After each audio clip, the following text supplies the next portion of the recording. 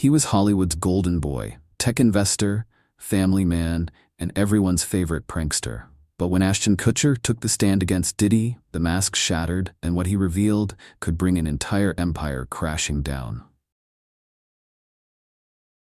Before we dive into this story, drop a comment below where you are watching from and the time you are watching this video. Let's light up this comment section.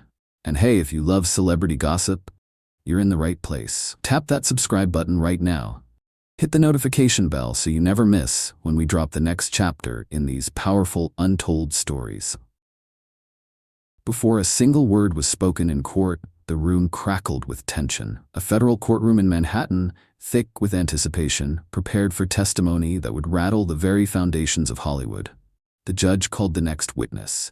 All eyes turned as Ashton Kutcher, beloved actor, angel investor, and former party scene regular, rose and walked to the stand.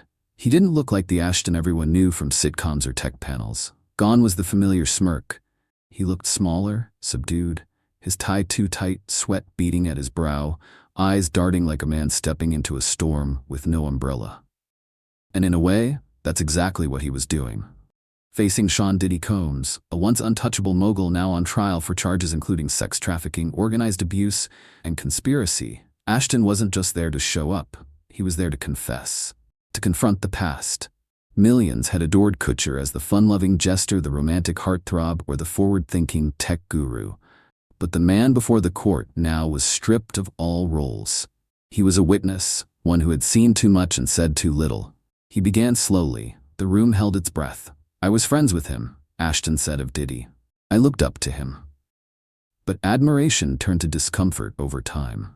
Ashton described the formation of what tabloids had glamorized as the new Hollywood Rat Pack, a group that included Diddy, Danny Masterson, and Wilmer Valderrama. At first, it was just parties, then joint investments. Then, something else. Private events turned into curated experiences, Kutcher admitted, eyes darkening. "And I didn't ask enough questions." Prosecutors presented surveillance photos and videos recovered from Diddy's property. In one, Ashton was seen at a party in 2009, shirt unbuttoned, drink in hand, surrounded by blurred faces. He confirmed it was Diddy's infamous white party. "That was the first of many confirmations," the prosecutor said grimly. As Ashton began to speak in more detail, his voice trembled. The courtroom was silent, the audience riveted. He explained how guests were led through a tightly controlled experience, phones confiscated, NDAs signed on site, guards stationed in hallways. It all seemed normal back then, A-list behavior. But now in hindsight, the sheen had vanished. "I saw things," Ashton confessed. "I ignored them. I laughed them off. I told myself it was just celebrity culture, but I know better now." The testimony wasn't just about Diddy. It was about complicity. It was about a system that operated in shadows, a culture of silence where the price of speaking out was exile, and possibly worse.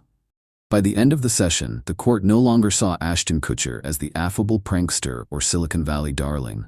They saw a man deeply entangled in a toxic web of fame, wealth, and secrets, now choosing, finally, to speak. And this was just day one of his testimony. As the courtroom settled from the initial shock of Ashton Kutcher's opening testimony, he leaned forward again, his voice more steady now, but edged with visible discomfort. The prosecutor resumed questioning, pressing deeper into the layers of Hollywood glitz that had concealed something far more sinister. "I was friends with him," Ashton repeated quietly, referring to Sean Diddy Combs. "I looked up to him. But there were things I saw, things I ignored." He began explaining how what had once seemed like a tight-knit group of young stars enjoying their fame, Diddy, Danny Masterson, Wilmer Valderrama, and himself, evolved into something that no longer felt like friendship, but like quiet compliance. "At first it was partying," he said, "then it was business, and then it was something else." His tone changed when he said those words. Something darker. Something he still wasn't fully willing or able to name. "There was a turning point," Ashton said. "It went from fun to curated experiences. And I didn't ask enough questions." The prosecutor asked the obvious. Had he ever witnessed criminal behavior? There was a long pause. "I didn't know what I was seeing at the time," Ashton replied. "That's what I kept telling myself, but I know better now." He described a chilling structure behind the parties, the kind the public only imagined in conspiracy theories. There was a back-end operation at every major event, people whose jobs were to confiscate phones, usher guests into approved areas, and enforce strict non-disclosure agreements. Some NDAs were so detailed they covered not just photos or recordings, but even conversations. I signed them too, Ashton admitted. Multiple times. I thought it was standard. Everyone did it. But then came the recordings. The prosecution played a grainy audio clip recorded in 2013 during a party at one of Diddy's mansions. You could hear music, laughter, and then Ashton's voice. I don't think we should be filming this. Seriously, this is too much. Another voice replied casually, relax. It's all taken care of. They already signed. The courtroom sat motionless. The prosecutor asked him, "Who are you referring to?" Ashton's eyes flicked across the room, landing briefly on Diddy, who remained stone-faced at the defense table. Guests, Ashton answered finally. Some were models, some weren't, but they weren't told what was going to happen. Not really. His testimony, by this point, had become far more than a celebrity recounting salacious gossip.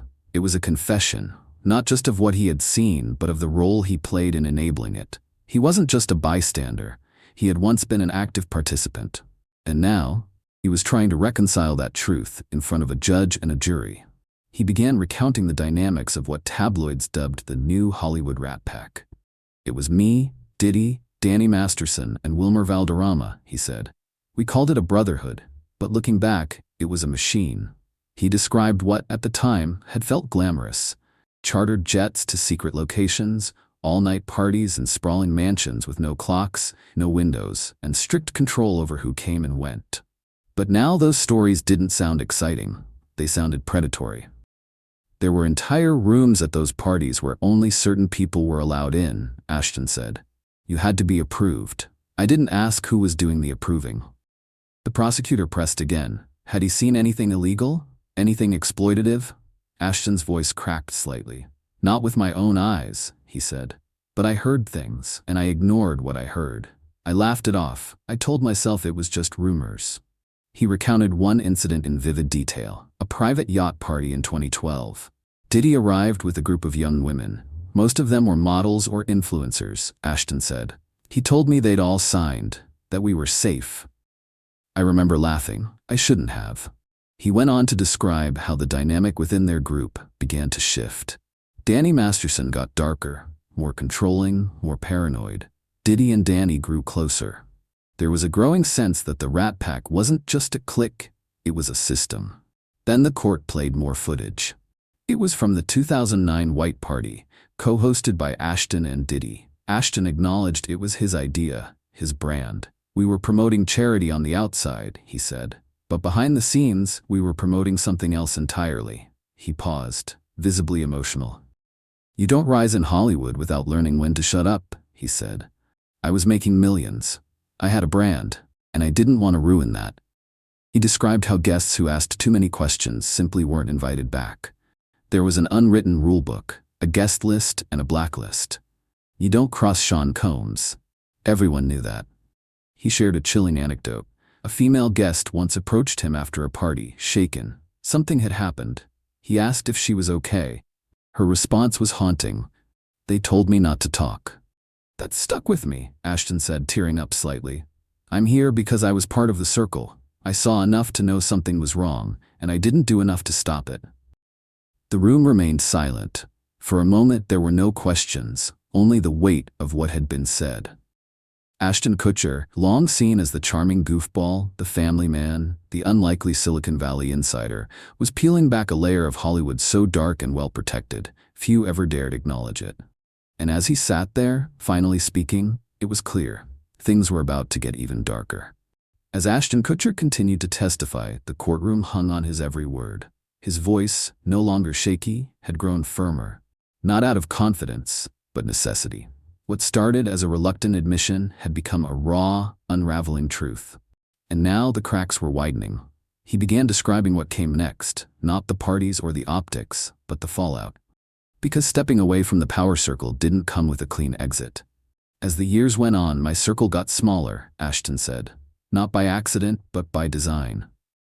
The so-called new Rat Pack, once inseparable, began to fracture. Not over moral disagreements, Ashton admitted, but over control. After 2014, everything changed, he said. Danny Masterson got darker. Wilmer Valderrama started to distance himself, and I started hearing whispers. These whispers weren't tabloid rumors or harmless gossip. They were warnings from inside. Friends quietly backing away, not for career reasons, but because something more dangerous was unfolding. One friend stopped showing up completely, Ashton said. We all thought he'd just burned out. But then he called me out of nowhere and said, "You know too much. Get out." It shook him. That was the moment he began to decline invitations. He turned down private jet flights, stopped investing in certain ventures, avoided dinners with people he once called brothers. And in response, the world around him shifted. Projects that were already greenlit suddenly disappeared, he said. PR deals fell through. Certain executives stopped returning my calls. It was like I was being quietly frozen out. He recalled a chilling moment in early 2017. He'd been invited to a high-profile charity gala in Beverly Hills. Diddy was there. The air was cordial, too cordial. They exchanged pleasantries, a hug, a smile. He told me I'd been missing out. Then he said something I'll never forget. You should be careful about what you don't remember. The courtroom stirred. That one sentence, ambiguous but chilling, cut like ice. A few weeks later, Ashton said he received a USB drive. No return address, no note, just a blank envelope left at his office. It was footage from a party in 2012, Ashton explained. Nothing illegal, but embarrassing. Very personal. He paused. I got the message. From then on, fear took the wheel. He didn't confront anyone. He didn't speak out. He didn't even ask questions. He simply began retreating. Quietly, strategically. Every time I tried to pull away, something would happen, he said. A tabloid leak, a hacked email, a threatened lawsuit. It was always just enough to keep me in line. And as his career demanded a clean image, his personal life started fraying at the edges. He had a family now, a wife, children. He began to weigh every move, not in terms of opportunity, but protection. I started thinking less like a man trying to do the right thing, he admitted, and more like a man trying to survive. In 2018, he received a phone call that would shift everything. A friend, someone still on the inside, called to warn him. A civil suit was coming against one of the Rat Pack members. It was going to be ugly. The friend's advice? Don't let this get to you. We'll handle it. That was the moment Ashton realized this wasn't just a group of friends anymore. This was damage control. A machine. A fortress built to protect its own, no matter the cost. That's when I started really pulling away, he said. I began liquidating certain investments, severing ties, reworking contracts, cleaning house.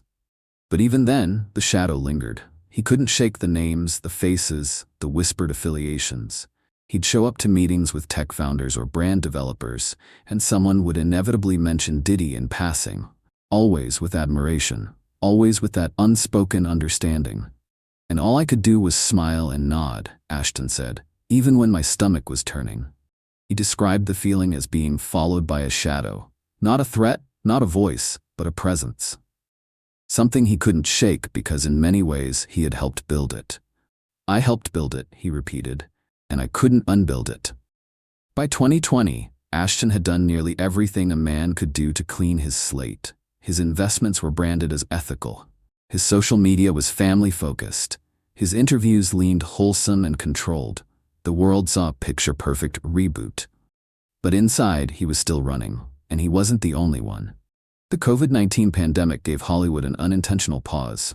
Celebrities vanished from red carpets, parties stopped, silence fell. And that silence made the ghosts louder. Then the headlines began. When I heard about the first raid, Ashton said, referring to Diddy's compound being searched, I wasn't surprised. I was relieved. But relief didn't last long. Subpoenas followed. So did resurfaced photos, footage, and call logs. Suddenly, Ashton's name was back in the press, and no PR strategy could contain it this time. He recounted the day federal agents knocked on the door of one of his business properties. They had a warrant. They asked for archived footage, correspondence, travel logs. I gave them everything. When asked why he stayed silent during the media storm that followed, Ashton didn't hesitate, because I was scared. Scared of what it would expose. Scared of who it would hurt. scared of how far it would go. Then came the final blow. In 2023, old footage surfaced, taken at a party in the Hamptons, co-hosted by Ashton and Diddy.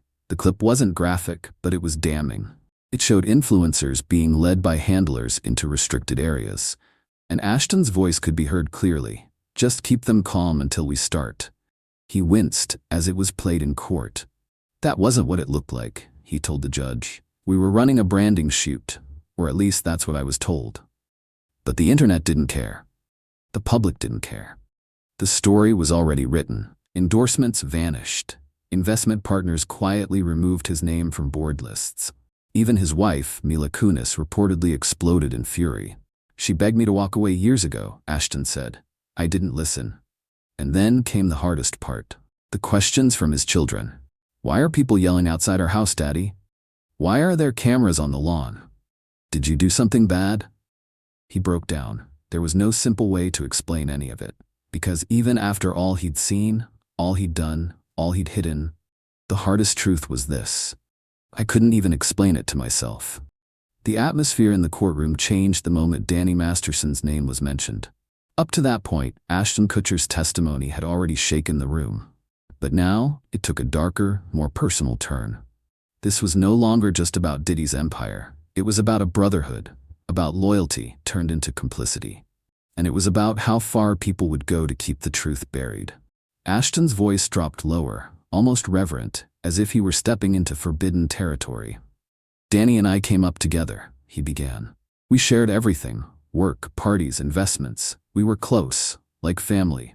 He paused, letting that land. Everyone in the room knew what had become of Masterson. Convicted, sentenced, disgraced. But no one had heard just how deep his ties to Kutcher ran, or how tightly the Hollywood system had worked to shield him. Ashton went on to describe their time on that '70s show, not just as castmates, but as collaborators in something bigger. "It wasn't just acting," he said. "It was networking, connections, building an empire." Masterson brought Scientology. Kutcher brought Silicon Valley. Diddy brought fashion and music. Together they built what Ashton now called a web of power designed to silence dissent. "What people don't understand," he said, "is how that power moved behind the scenes." When Masterson was first accused, Ashton said the reaction wasn't concern for the victims, it was strategy. Legal teams mobilized, PR teams drafted talking points, phone calls were made across industries, favors called in. Ashton had watched it all. "I thought I was helping a friend," he admitted. "I didn't realize I was helping bury the truth."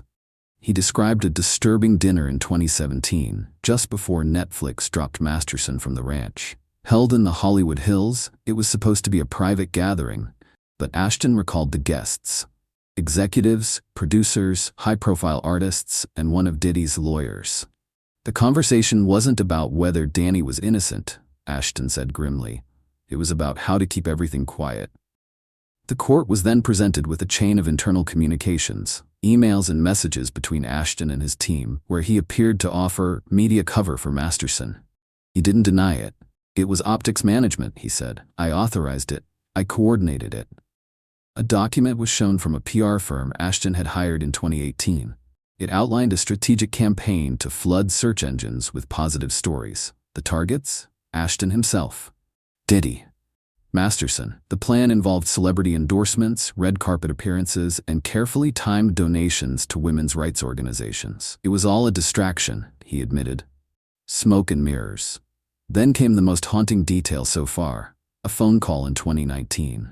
Danny was panicking. The legal pressure was mounting. And Ashton recalled the exact words Masterson said: "If things go south, I'll take people with me." Ashton had asked, "Who?" Danny's answer chilled him to the core: "You know who signs the checks." He didn't have to say it. Everyone in the circle knew what it meant. Diddy, the funders, the ones who made problems disappear. The courtroom sat in frozen silence. "That's when I realized I was in too deep," Ashton said. "This wasn't about protecting a friend anymore. This was about preserving a structure.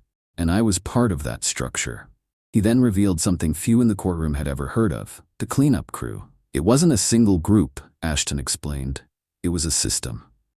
There were fixers, professionals who specialized in solving problems before they became headlines, drivers trained to monitor guest movements, private medics, ready to treat anyone who overdosed without involving hospitals, publicists, on call to draft statements, lawyers, skilled in gag orders and settlements. You'd walk into a mess, Ashton said, and by morning everything would be reset.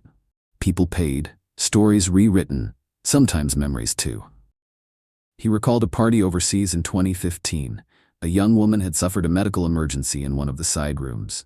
Security swept in, removed her silently, and by dawn, the entire room had been remodeled.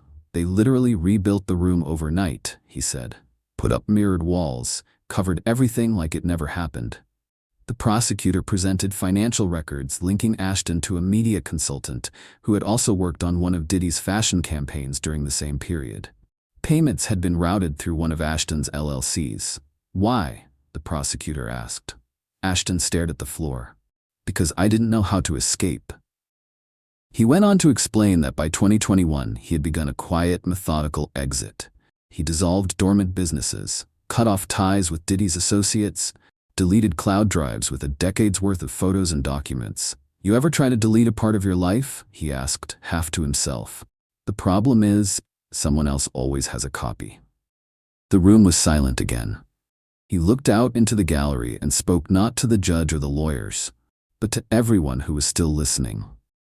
Then he described one final blow. In early 2022, his wife, Mila Kunis, received a message. It was a photo of her and their children in a park. Attached was a line of text, one pulled from a legal contract she had never signed. This agreement shall extend to all immediate family members and future business interests. It wasn't overtly threatening, but it was clear. Even if you leave the party doesn't leave you. That's when I knew, Ashton said. No one is really safe. The prosecutor asked why he was speaking out now. Ashton looked up, exhausted, but unflinching. Because I got tired of erasing myself, he said. Because the longer I stayed quiet, the more I became one of them. The weight of that confession echoed long after he fell silent. He had been a fixture of red carpets, comedy sets, TED Talks, and startup panels. A man who always seemed to have the next big idea. But here, stripped of all pretense, Ashton Kutcher was just a man, haunted, ashamed, and finally telling the truth. And for the first time in decades, maybe, just maybe, he was beginning to reclaim a part of himself. The courtroom had grown somber. The earlier gasps and exchanged glances had given way to a quiet stillness, the kind that only happens when people are finally beginning to grasp the gravity of what's been said. Ashton Kutcher sat still, his hands clasped, his eyes no longer darting. There was no more hiding, no more deflecting. I got tired of erasing myself, he said softly, because the longer I stayed quiet, the more I became one of them. The prosecutor gave him a moment, then gently asked, Mr. Kutcher, why now? Ashton looked up. Because this isn't about saving face. This is about saving whatever part of myself I still recognize. That line landed with force. It wasn't rehearsed. It wasn't scripted. It was a man at the end of his rope finally choosing to let go of the lies, the image, the loyalty that had long since curdled into fear. Then came the final question. If given the chance, would you go back and change anything? There was no hesitation. I would have walked away, he said, his voice steady. Back in 2005, the first time I saw the door close behind me at one of those parties, I should have left. But I didn't. He stared straight ahead. I stayed. I played along. I smiled on red carpets and pitched apps while people were getting hurt behind the scenes. A silence fell so deep it felt like the air had been sucked from the room. He continued, explaining how he had recently written letters, not to beg for forgiveness, but to acknowledge the damage. I just wanted them to know. I see it now, all of it. Every silence, every shrug, every look away. Then slowly, Ashton turned toward the judge. Your Honor, he said, if there's anything this court needs from me, emails, records, names, I won't fight it. I've done enough fighting for the wrong people. You could hear a pin drop. Even Diddy remained still. No whisper to his lawyers, no eye contact, just a statue at the defense table, watching a former ally burn the entire scaffolding down. Outside the courthouse, a growing crowd had gathered. News vans, protesters, curious onlookers, former fans turned skeptics. The world was watching, waiting for answers they were never supposed to hear. And now they were getting them, piece by piece, from a man who had once been the last person anyone expected to speak out. Ashton's testimony wasn't just about Diddy. It wasn't just about Danny Masterson, or parties, or NDAs, or secret rooms behind velvet ropes. It was about Hollywood. About the machinery of silence, the currency of complicity, and the illusion that fame and power are built on talent alone. It was about a man who had been seduced, then swallowed by a system, and who had finally chosen to step out from its shadow, no matter the cost. For years, Ashton Kutcher wore the mask of the boy next door, charming, clean, and clever. But behind that smile was a man drowning in secrets. Now the mask is off. The truth is on the record. And the question left for Hollywood is this: if even Ashton couldn't speak until now, how many more are still silent? Subscribe for more uncensored deep dives into the stories they don't want you to hear. Because the deeper you go, the harder it is to look away. Thank you for watching, and see you in the next video.